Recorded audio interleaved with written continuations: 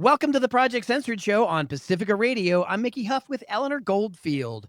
Today on the program, I am honored and delighted to bring back one of my favorite guests, and that is the professor of history and director of the Nuclear Studies Institute at American University, co-author with Oliver Stone of the Untold History of the United States, the one and only Peter Kuznick. Peter, welcome back to the program. Always great to be with you, Mickey. Peter, it's been too long, and so many things have been going on. And of course, the grass never grows long under your feet because you're so many places doing so many amazing things. And let's just quickly start with one thing that you're working on right now, and then dive into a raft of topics that we have to cover today. You're currently working on yet another update to the Untold History of the United States. A couple times ago when we spoke, I know you had just finished the last update, right? And that was a couple hundred pages chronicling the Obama years. And now you're working on yet another extension, maybe with a twist or turn. Peter Kuznick, tell us a little about that. Well, the last one ended in 2018. So we covered Obama and we covered the first year and a half or so of the Trump administration. But, the world looked pretty awful in 2018. When I think of where we are now compared to where we were 7 years ago, it is dystopian. It is nightmarish how much worse the world has grown since 2018 or 2019. We've got major wars, even the one that supposedly just ended, according to Trump, with the dawn of a new Middle East, is so far from having ended that, Trump's optimism is good, but it's laughable because they haven't dealt with any of the real issues there. The Ukraine war goes on. The threat of war over Taiwan and the South China Sea is very, very real and being planned for. The threshold for use of nuclear weapons has been lowered around the world. The potential for nuclear proliferation has increased geometrically, exponentially since we last talked about it. And on top of that, you've got other countries like India and Pakistan getting into skirmishes that people feared was going to result in nuclear exchange. So the world is pretty dire. Fortunately, we learned from Trump at his UN speech that global warming is a con job, that climate change is a hoax, and we don't have to worry about that, as he's filled his administration with fossil fuel people from the fossil fuels industry. There's so much to talk about, plus the overall threat of fascism here in the United States. What Trump is doing is what Project 2025 laid out, but which most people did not think anybody would really try to implement. But it's nightmarish what we're seeing on every front, and some of the issues you deal especially with in terms of the media and censorship.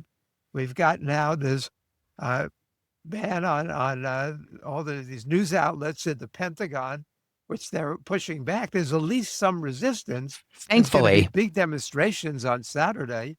The courts are pushing back. The news agencies are pushing back. Their version of reality might not be what we'd like to see, but at least they're detecting some whiff of fascism that they're pushing back against. So there's so much going on. So that's what I've been thinking about. When we last spoke, I was probably doing about 250 interviews a year. Now I'm up to about 400 or maybe more. So it's kind of nonstop, but it's there's so much to talk about. And I'm in a strange position because the worse the world is, the more I'm in demand. I'd be happy to not get asked anymore. Peter Kuznick, I have to tell you, we say that at Project Censored all the time, that wouldn't it be great if Project Censored wasn't needed? Yes. anymore, because we had a true, free, and vibrant press, and we didn't grapple with censorship, and we didn't grapple with information autocracy and authoritarianism. And yeah, it seems like that we've been making little progress, and in fact, we've been going backwards at quite a quick pace. Yeah. It's hard to believe, Peter, that it's not even been a year since the last election. And we talked about Project 2025 last year, and people thought we were loony. They were like, "What do you mean? There's no blueprint. There's no playbook." And look, back to the Heritage Foundation was founded in the Nixon years to counter the media and the academy, and what the right wing saw as higher education being too liberal, and as they say now, grooming the youth, kind of thing. But the Heritage Foundation, half century later, their dreams are coming true, and we've ignored those things at our peril. They have many people in the administration that wrote chapters in the Project 2025, Yeah. and they're just it's a living document to these people. And Peter, now, and you now riff on that. Russell Vaught is the head of OMB and Peter, overseeing a lot of these and cuts. Brendan Carr, FCC. We were just talking Yeah. about the media censorship and the consolidation that we're seeing happen. I mean, these people are using the blueprint. It's not just a plan anymore, it's the action of it. Yeah. And I think it's taken the media a while to catch up. And then you've got people like Stephen Miller, who's pretty much an acknowledged neo-Nazi. But you look at the people in this administration, I think back to the 19th century, turn of the century term kakistocracy, which was popular, means government by the worst people. He's got a collection there. In his first term, the people were bad, but some of them were adults, and they try to constrain him. But this time, there's nobody trying to constrain him. One of the more laughable things is the Trump televised cabinet meeting, where they go around the room and each one tries to outdo the previous one in terms of praising Trump and his brilliance and his leadership. What people say it's like the dear leader in North Korea, but maybe this is not our tradition in the United States. It's a competition to see who can be most sycophantic, Most groveling, most self-debasing. I mean, these are not dignified people. These are sycophants and grovelers and, just pathetic. I mean, and when I see people like Tulsi Gabbard falling in line with this, to me, that's very painful because I've known a different Tulsi Gabbard. I knew that Tulsi Gabbard got interviewed in a big interview by the New York Times in 2019, and they asked her, what was it? What podcast are you watching, or what something along those lines she was watching? And she said, well, I don't want to talk about that. I want to talk about something I just read and watched, The Untold History of the United States. That gives you the history that you never learned in school. People should watch it and learn.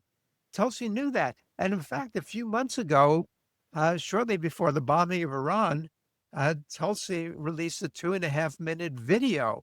Starts off with her in Hiroshima and saying that the bomb that flattened Hiroshima was tiny compared to the bombs we have today, that the threat of war, nuclear war, is greater than it's ever been, that there are people planning for it, which is part of what I've been writing about and talking about. And she was right. But then she goes back to groveling and doing Trump's bidding and dirty work. So, and the rest of the crew, Pete Hegseth, Yeah. I mean, these people. The meeting of the they're out of generals and the central top casting. brass. That meeting with the top brass of the military. I mean, bad political theater. Yeah, it would be bad political theater if it wasn't more serious than that. This is a man who's got half his body covered in neo-Nazi tattoos, who wants to. Maybe there's some honesty to saying we should call it the Department of War instead of the Department of Defense, that he wants to be the Secretary of War and instill that warrior ethos. This is a sicko,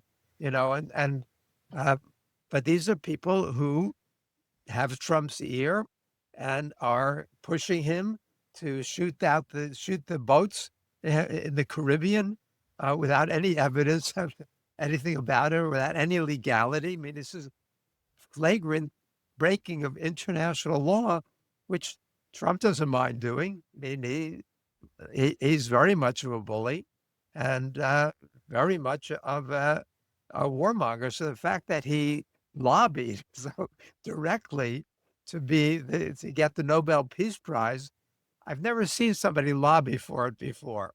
I know something about the Nobel Peace Prize because I nominated last year's winners, Nihon and Dankyo, the atomic bomb survivors in Hiroshima and Nagasaki. And the people, the leaders of it are my friends. And so I've been nominating them for several years. And it looked like they were going to win. I think it was 2017. And they instead gave it to ICANN, which was a good thing. But the reason why they didn't want to, from what I heard, reason why they didn't want to give it to Dankyo was because they didn't want to insult the United States so flagrantly back in 2017. But my friend Sesko Thurlow made a brilliant acceptance speech. And this year, my friend Terumi Tanaka did the same. And so I was really proud of the Nobel Committee. There was a new chairman of the Nobel Committee who gave a very, very powerful speech also because Hidankyo invited me to Oslo to be part of the delegation. And so it was a wonderful experience.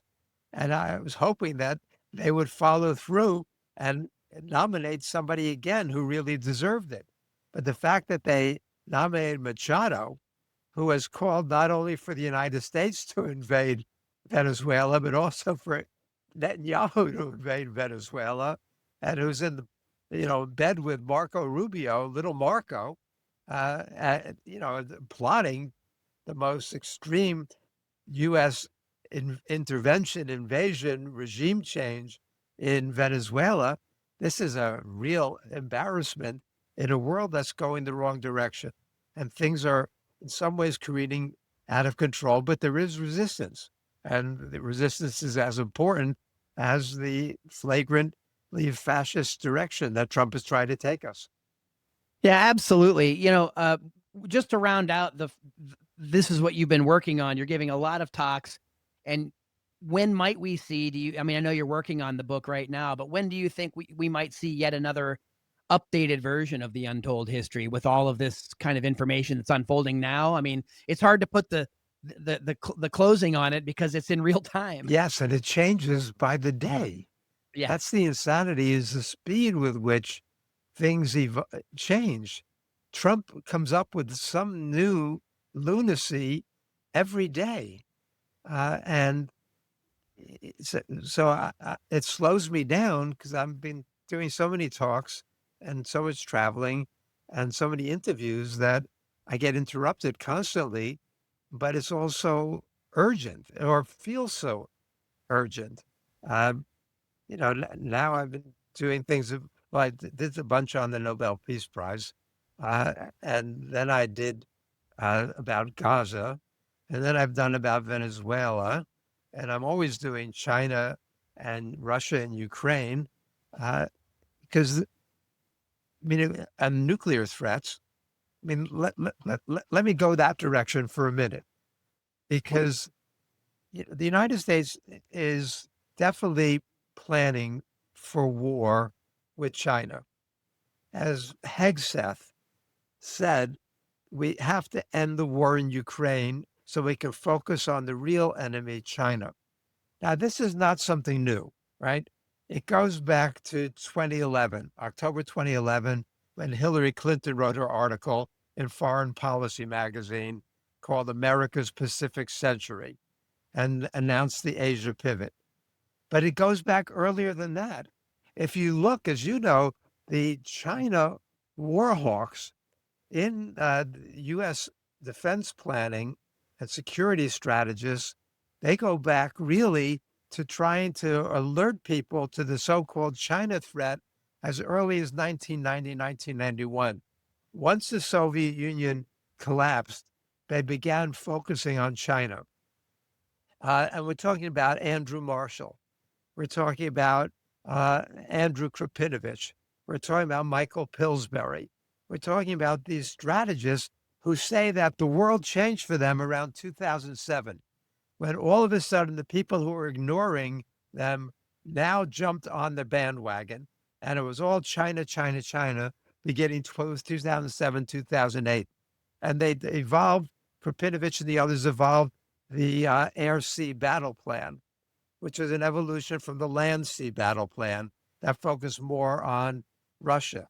But now it was going to focus on China and focus especially around Taiwan, because they saw that as the most likely place of confrontation with China. So, but when Obama announces the pivot and Hillary Clinton in 2011, 2012, we weren't ready to do it because we got bogged down still in Iraq and Afghanistan. And then we get bogged down with Israel and Gaza.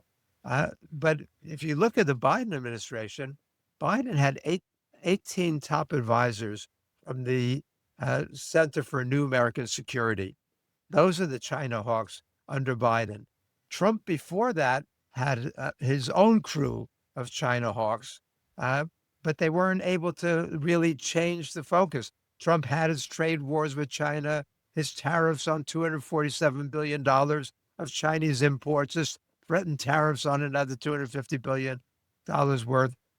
So Trump really heated up the trade war with China. But in terms of the actual planning, a lot of that didn't evolve until the Biden years.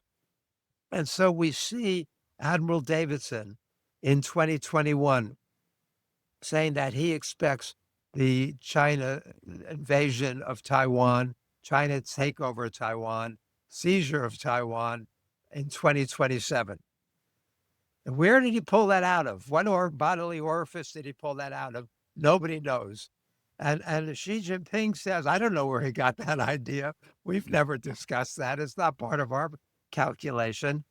But that's the start. And so then they expand the planning around this. Then you've got in 2023, General Mike Minihan saying that, he said, I think, and he wrote this to his 50,000 men under him, I think, or men and women, I think we'll be at war with China by 2025, he says. 2025. And then that's followed up by an article, or two articles that came out the same day, August 20th, 2024. One by David Sanger on the front page of the New York Times says that the United States is working on planning for a three-front nuclear war simultaneously against North Korea, Russia, and China simultaneously. But the same day, there was an article in the Bulletin of the Atomic Scientist saying that there are two groups of nuclear planners in the administration now. One who want or believe in deterrence theories and developing a second strike capability so that we won't have a nuclear war. And the other group who believe we can and should win a nuclear war. And this group is gaining stature, and they think that the United States has the capability of defeating Russia and China simultaneously in a preemptive strike. We've known that there are these Strangelove types who've been talking about preemptive strikes against the Soviet Union since Leslie Groves in December of 1945. And then Kennedy gets his briefing by Lemnitzer, and he says to Dean Rusk, he walks out in the middle of it, John Kennedy, about a U.S. preemptive strike against the Soviet Union. And he turns to Dean Rusk and he says, and we call ourselves the human race. And so those people have always been there. Trump, for example, chose Keith Payne to write his nuclear posture review, to head the writing of the nuclear posture review in 2018. Who was Keith Payne? In 1980, he co-authored an article saying the U.S. can fight and win a nuclear war against the Soviet Union. Says we might, and we have to be ready to accept losing 20 million people in the United States, but it might be worth it to defeat the Soviet Union. That's who Trump chose to write his nuclear posture review. And so what these people are arguing now, then in 2006, there was the article in Foreign Affairs magazine that you would remember, the most of the audience won't, by Lieber and Press, in which they said the United States has finally developed the capability for a first strike against Russia and China that neither would be able to respond to. That was 2006. And so now it's back again. And the bully atomic scientist, which is more expert on this than almost anybody, says that uh, that these people now are vying for dominance in U.S. planning. And what they're arguing is that there's always been the nuclear triad: the bombers, the intercontinental ballistic missiles, and the submarines. But the stable part of the triad was always the nuclear submarines, because one nuclear submarine has enough nuclear weapons to wipe out Russia, or the vice versa. However, they always thought that those were the most stable part because they were undetectable. But now with new technology, with AI, with quantum mechanics, and with new sonar technologies, they argue we can pinpoint the location of every Russian and Chinese submarine, strike them preemptively, and neither Russia or China would be able to retaliate. These are lunatics, but these are people who have the ear of the presidents, and especially when you've got somebody like Trump, who's so impulsive and so hawkish in many ways. Although he says he wants to be a peace president, uh, don't tell that to people in Panama or Greenland or Canada or so many other places around the planet right now. But I think this is crazy. But then one more, let me add. Then General Thomas Buchanan, just a few months ago, said that the United States uh, has the ability to fight and win a three-front nuclear war and keep enough weapons in reserve that we can still maintain U.S. global domination after we fight and win a three-front nuclear war. So, I see these people as mad, as insane. The joke that Kubrick tells in Strange Love is that parading insane people. Lewis Mumford wrote this in 1946. He wrote an article saying, "Gentlemen, you are mad." And it's because they look like normal people, and they have families and they have nice homes, and they go through the motions of, being normal people. But what they're planning for is extinction of our species. And we're closer to that than we've ever been. That's what Tulsi was warning about. That's what I've been trying to warn about.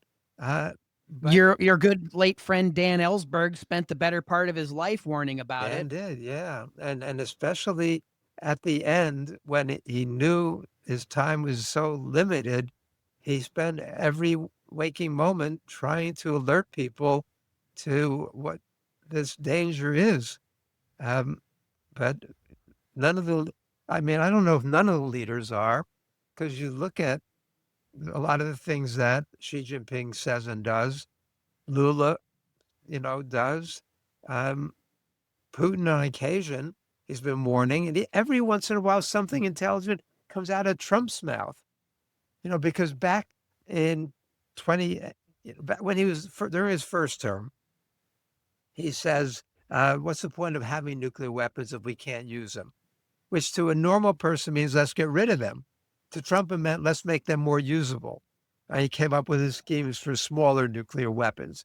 But when he found that when his first conversation with Putin, Putin says, "Let's extend the New START treaty." And Trump puts down the phone and asks the people in the room, "What's the New START treaty?" You know, and they tell him, and he gets back on and says, "No, it's a bad deal. We don't want to extend that." Fortunately, Biden did when he got into office, because it would have expired in February 2021.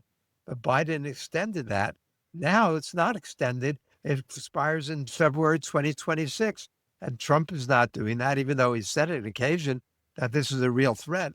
But when Trump found out that the nuclear size of the U.S. nuclear arsenal has shrunk from 35,000, a little more than 35,000 nuclear weapons, down to about 5,000, Trump said we should increase America's nuclear arsenal tenfold. That's the point at which Secretary of State Rex Tillerson called him a moron. And that was a compliment. But Trump, you know, has a long track record of worrying about nuclear war from long before he was president. and has said recently that the United States has 10 to 100 times more nuclear weapons than it needs. So even with Trump, sometimes there's a moment of sanity because he's so bent that he doesn't think like Biden or Obama, who are embarrassments. We actually decreased the size of the nuclear arsenal far slower and smaller under Obama than we did under George W. Bush, George H.W. Bush. Obama was really, he won the Nobel Peace Prize for his Prague speech calling for nuclear abolition. But even there, he said, we're not going to be the first country to abolish nuclear weapons. We're going to be the last country to do so. And so, he didn't deserve the Nobel Peace Prize, as I often said. Yeah, well, and you just mentioned, the Peace Prize Trump is looking for is very Orwellian. Yeah, isn't it? I mean, yeah, it's and what with Obama as well. Who occasionally his critics called him Obama. With his drone strikes, massive escalation of drone strikes, in addition to the crackdown on whistleblowers. But I have to say, that seems like ancient history Yeah, to the shenanigans and the autocratic things that we see unfolding before us now, Peter. yeah. I pine for the days of Yeah, Obama.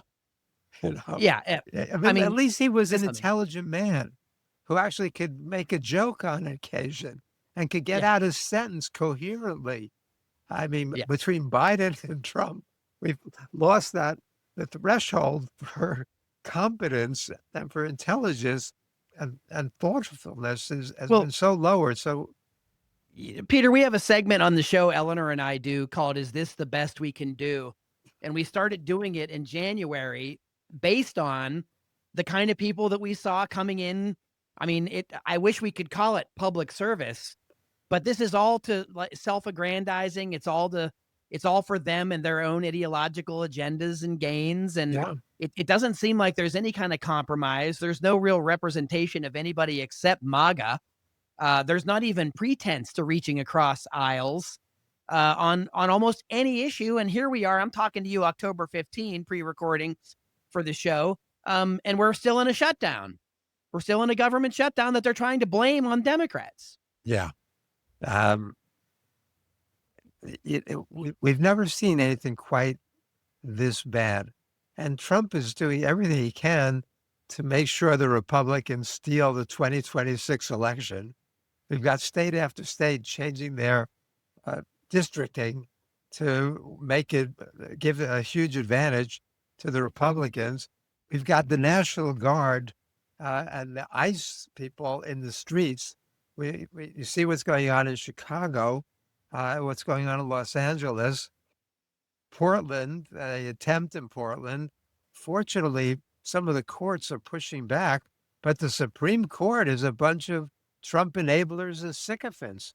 So, like the cabinet, uh, people like Pam Bondi, and you know, I have a former student who's a Trump insider, really nice kid, really smart.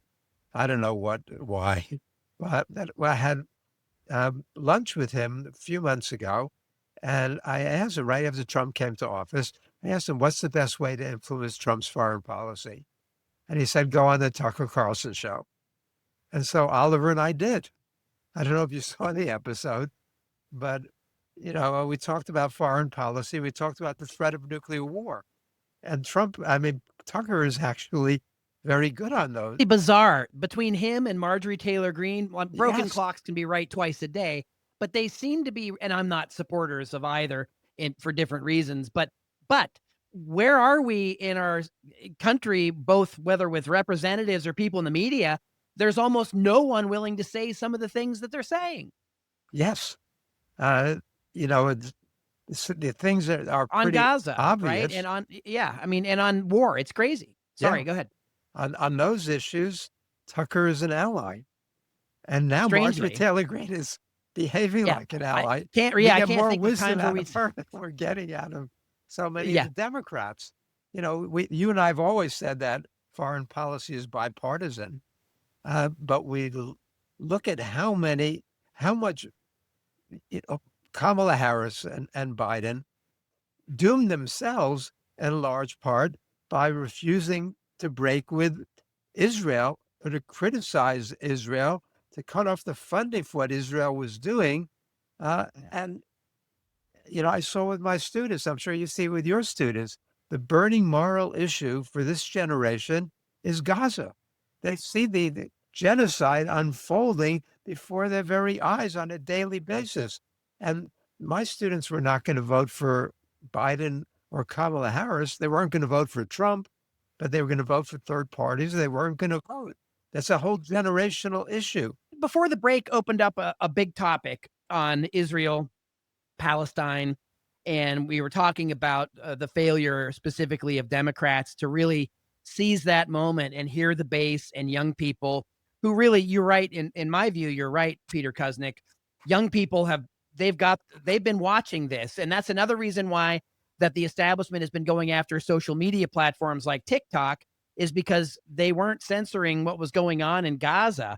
And we have a whole generation of young people that were sort of seeing this live stream genocide, and then they go and they act on it and they protest, and then they're punished. And then not only are the students punished or faculty and staff punished, now entire universities, the whole higher ed system is under assault, and academic freedom is under assault around this issue. So maybe you can say a little bit more on this from an historical lens. I know a lot of folks right now are looking at the ceasefire, and anytime we see a ceasefire, that's a celebratory occasion. But this ceasefire is, well, it seems to be possibly maybe as disingenuous as previous ones. But certainly like to hear your take on what's happening there now, Peter Kuznick.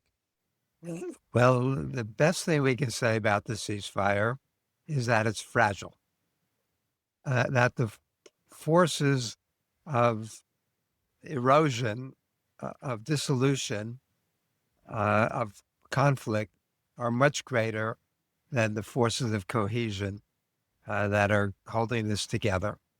And Trump, in typical Trumpian fashion, didn't grapple with any of the serious underlying issues that have caused this situation to go on for, eight decades. And they're not easy. And Trump doesn't have the patience to work through any difficult problems, do any real diplomacy. And he's surrounded by amateurs. Who's negotiating this stuff? Jared Kushner, Witkoff. This is really amateur hour. Trump himself. But the issues go way back. There was an interesting column just today by Tom Friedman, who doesn't usually say very much I agree with, but he talked about some of the earlier history of this. And he talked about it goes basically back to the 1996 election, when it looked like after Yitzhak Rabin was assassinated by a right-wing Israeli extremist, then Shimon Peres had a big lead in the polls. So Netanyahu was running against Perez. It looked like he was going to get beaten badly. But then his friends in Hamas came to his rescue, and they started bombing and assassinating Israelis, which allowed Netanyahu to play upon Israeli fears and eke out a victory in 1996. Netanyahu and Hamas were united in both hating the Oslo Agreement, because the Oslo Agreement would have come up with a Palestinian state and a two-state solution. Netanyahu had been opposing this for several years already before this. And so, but that's such an important part of the history. Then Netanyahu allows for bags of money to be flow from Qatar to Hamas, because he wants to make sure that the Palestinian Authority and Gaza never unite, so to make sure that they can't have a two-state solution. And so he allows the money to come in.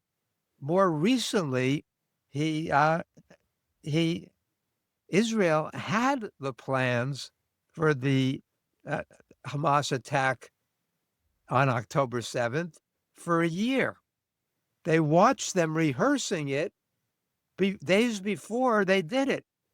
But Netanyahu had removed the Israeli forces from the Gaza area up to the West Bank, where he was greenlighting the thuggish West Bank settlers to take over the land from the Palestinians in the West Bank. And so this whole idea that Hamas represents such an existential threat to Israel is total fabrication, because the only reason that they were able to pull off that attack was because Israel was asleep at the switch, or maybe some people think worse than that, that Israel actually knew it was coming and welcomed it. Netanyahu had already divided the Israeli public with his judicial reforms. He was desperate to keep himself out of jail. He had resisted every effort to to move toward a two-state solution and peaceful resolution. And he puts these right-wing extremists in his cabinet. And so that's the prehistory. Well, but that's very important contextually, and we never hear that in the corporate media. No, not at all. But this is the context that people need in order to make sense out of it. But as you and I know, people don't study history. Years ago, Joe and I joked and said the charming thing about Americans is they have absolutely no historical memory. Yeah, right. And then there's the statement by Santayana that that people who don't remember the past are condemned to repeat it. But he also said that a nation without historical memory is a nation of madmen. And that's what we've been turned into. Donald Indeed. Trump knows no history. Christopher Lasch, in his great or interesting, controversial book, The Culture of Narcissism, Christopher Lasch talks about the fact that a narcissist not only has no interest in the future, he or she has no interest in the past. And that's Donald Trump, too. I mean, Donald Trump is the ultimate It is. narcissist. Yeah. And doesn't care about the past, and that's why he is so dismissive of climate change, because he doesn't care about the future.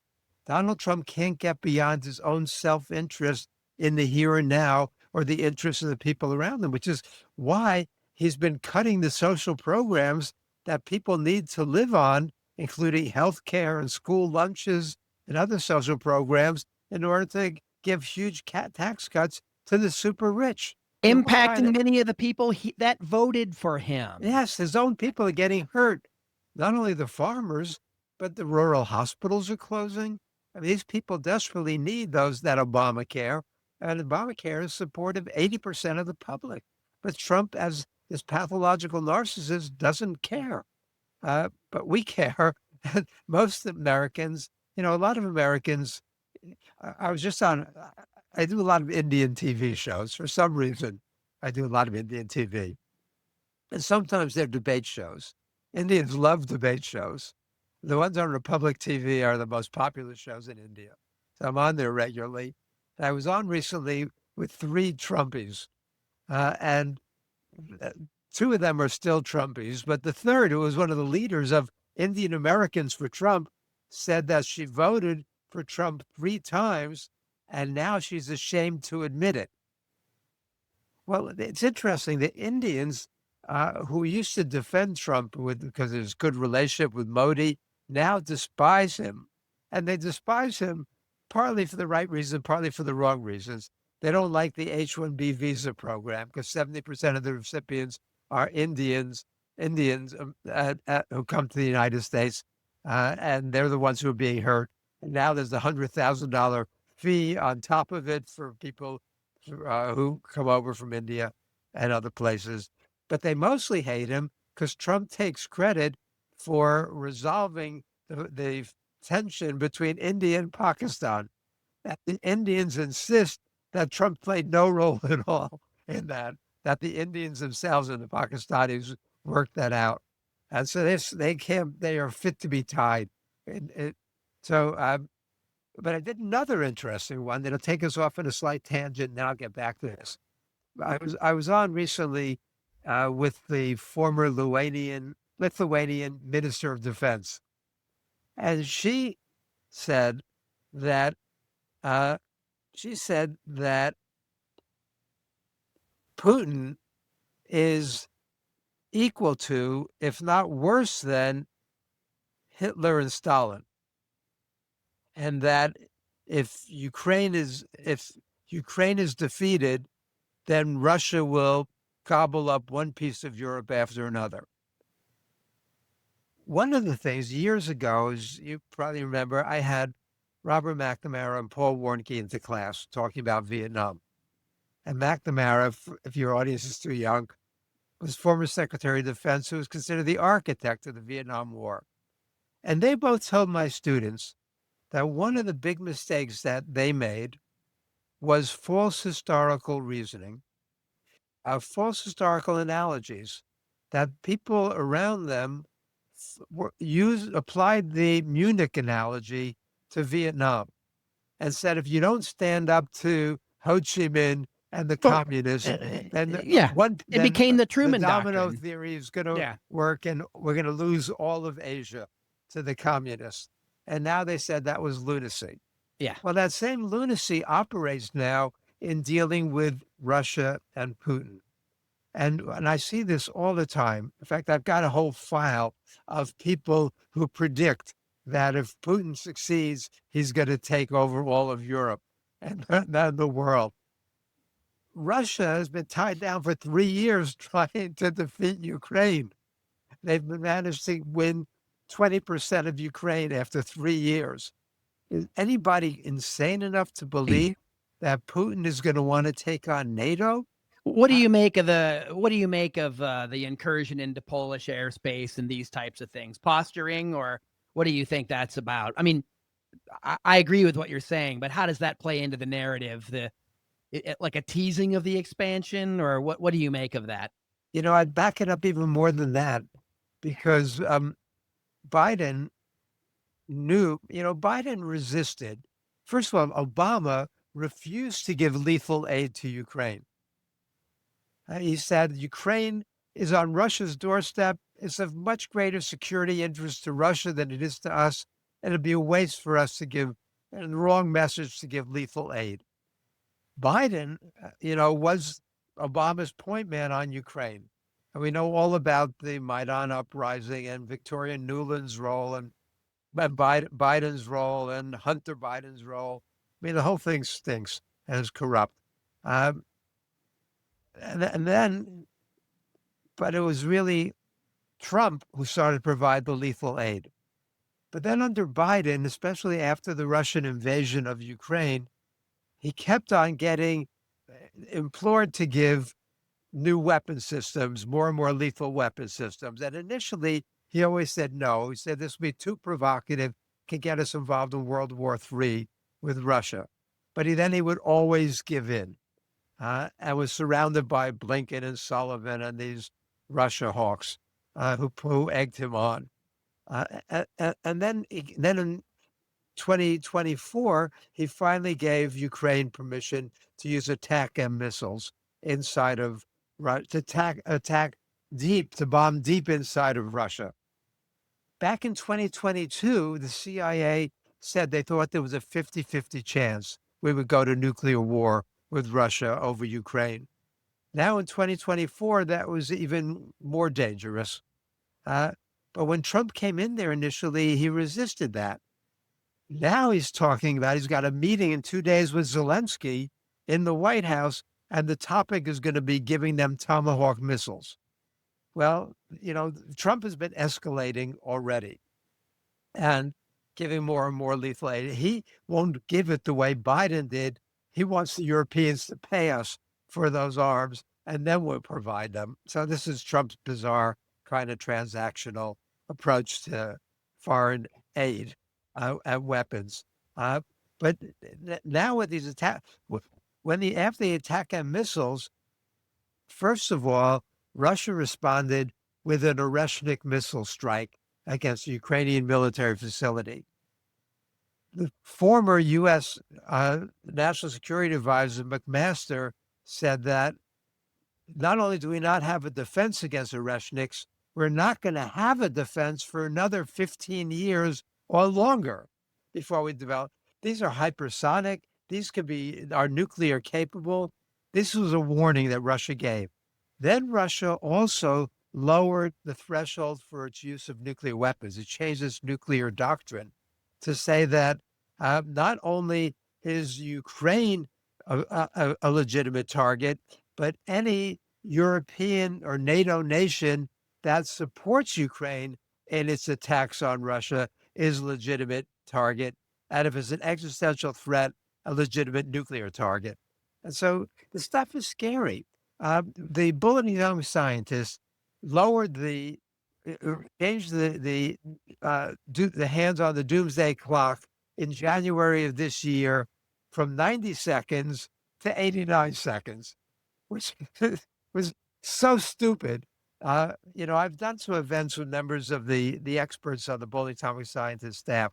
Some of them are great and some of them are really Neanderthals. But I spoke to John Mecklin, who's the editor of the Bulletin Atomic Scientist, and I asked him, why did you only move the hand of the doomsday clock 1 second forward? Given how much more dangerous the world is in January 2015 than had been in January of 2014. And he said, well, we considered moving it to 88 seconds before midnight, but then we realized that 88 is the international symbol for Heil Hitler. And so I said, well, why didn't you move it to 60 like it should have been? He said, well, some of the members of the board argued for that, but the conservative members resisted. So I just think that we're in a moment. Tulsi Gabbard was right, when she warned that we're closer to nuclear war and annihilation than we've ever been. And we're going the wrong direction in all of this. But I'm sorry, because I got us off track of what's going on now in Gaza. Well, that's okay. Again, and these things aren't just happening separate from each other. There's a lot of, overlapping interested parties and so forth. All of these things overlap. Yes. And there's an attempt to compartmentalize them.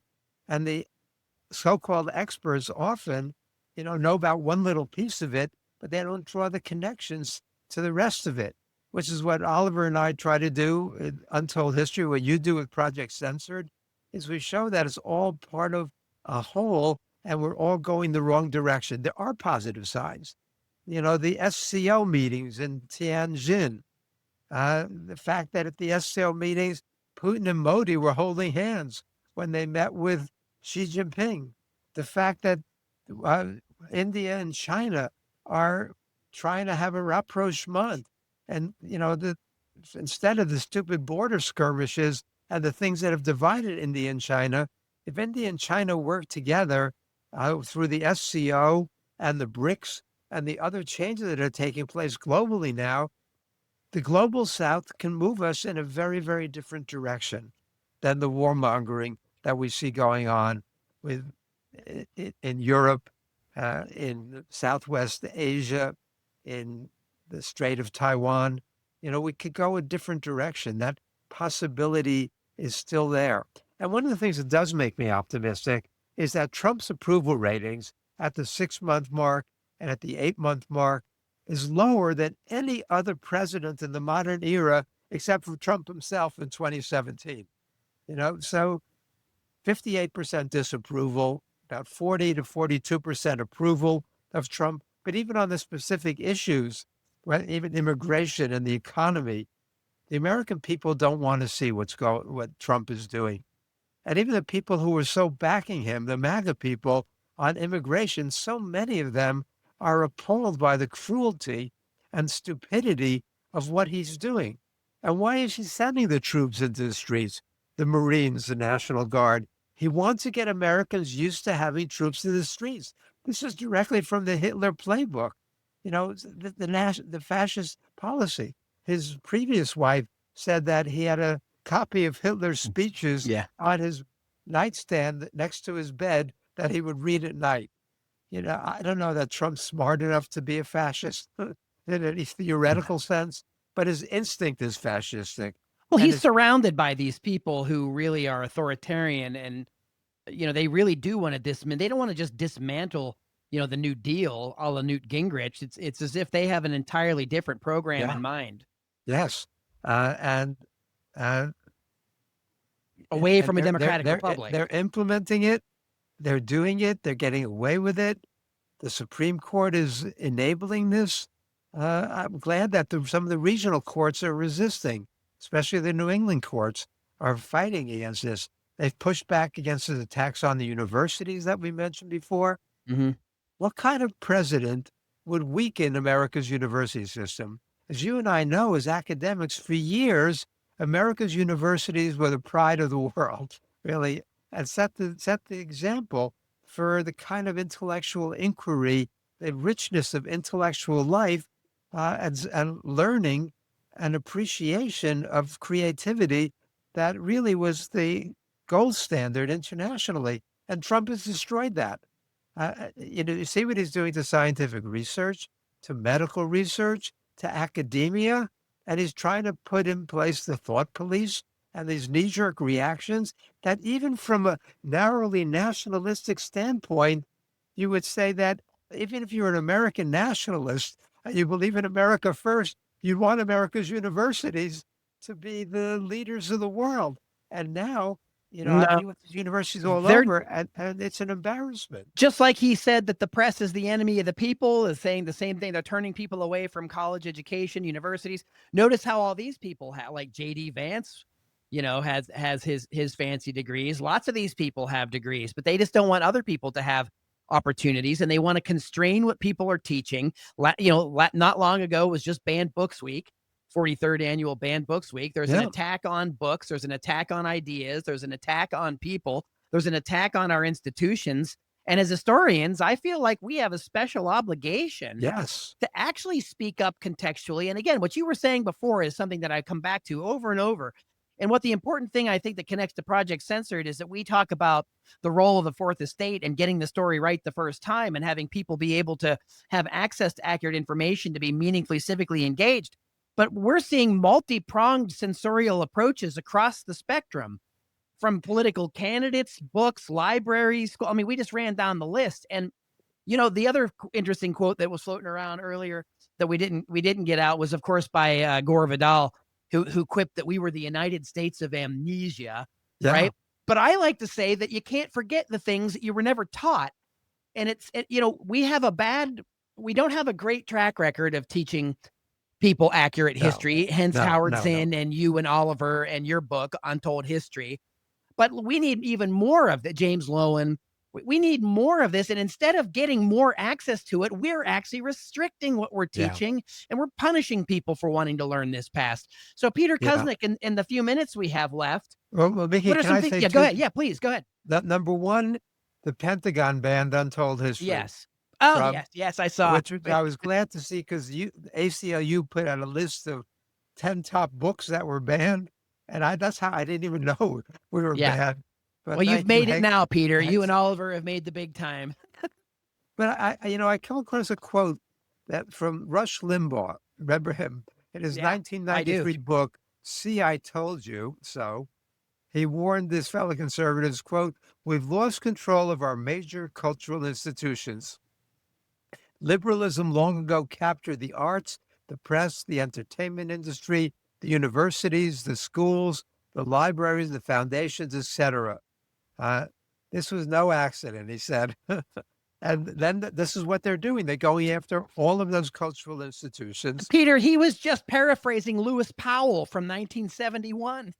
Yeah, I, it was, it's very frightening, and it's got real world consequences. Then you and I and everybody else have got to resist this in every way. Um, but we have time to talk about Gaza for a minute. We do.